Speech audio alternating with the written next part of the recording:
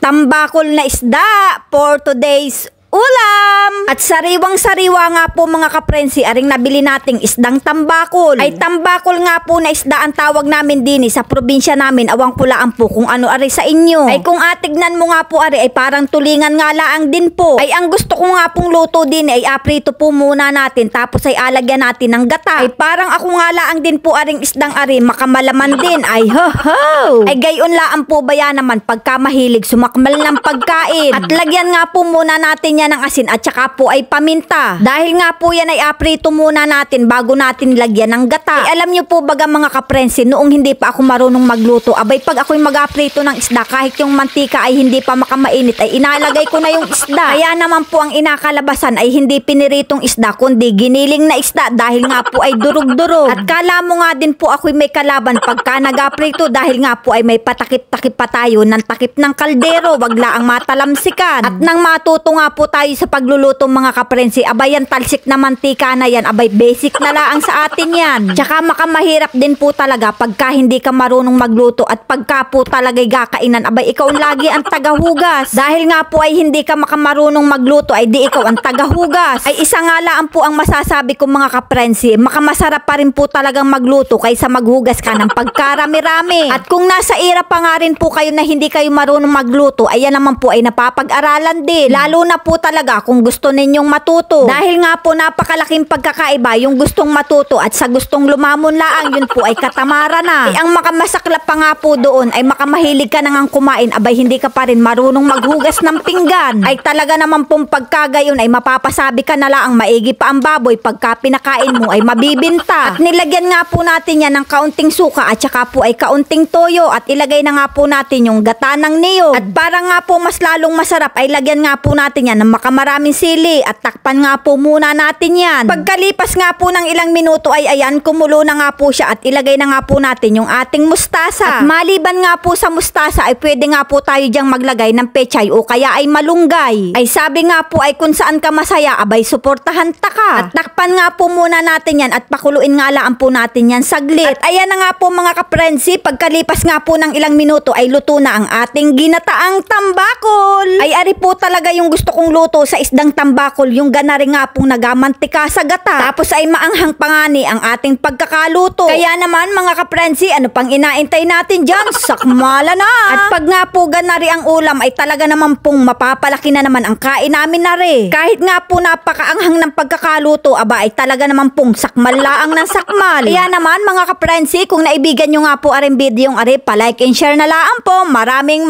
salamat!